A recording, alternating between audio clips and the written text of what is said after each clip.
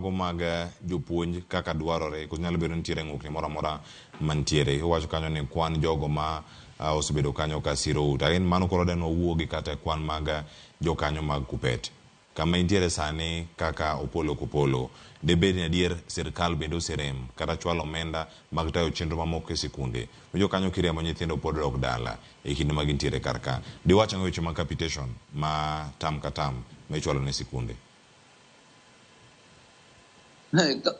Kama koro ichaki wacho no tema koro rache moloyo.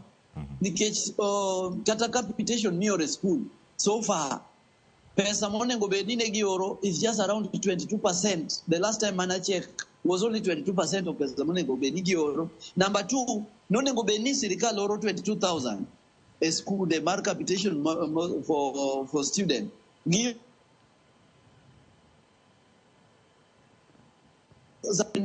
Giwacho ni pesa um. Sikoro gima chandowa kana wang'iyo budget estimate ma last year financial budget to wang'iyo pesa mane KRA wacho no choko to iyudo ni KRA no chopo target gi. In fact KRA wacho ni negi supersede their budget estimate. Ne gidong mana gi pesa matis mondo gichop budget lakini nena an improvement from the other years budget KRA mane gichoko by 11%. Meaning there was an improvement of 11% e choko pesa. Koro pesa ne KRA ochoko. Loan ma jogi nyalo wacho ni gichulo. Loan kende ng'ani osekawo loan mohewo loan kata mane Uhuru okawo kuom higa 10. Meaning ni pesa nitiere ma ng'ani nigo. Pesa mowacho no chulo loan ka ok ochul loan ka pod ok chul. Ochako kawo loan mamoko ma bende koro pesa ni ka jogi tero pesa kanye. School onge pesa ok yor capitation. Sani gigolo pesa mar feeding program. Manyo ni jonyuol dhi chako chulo pesa. Sani university kidhi university fee ma university chulo and 3 times pesa manager university chulo in 2017, 2018, 2019. There is a lot of mess e sirikal ma wan goni. Mako akia kaka wadwa time kaka jo Kenya lakini no waseyudo yo.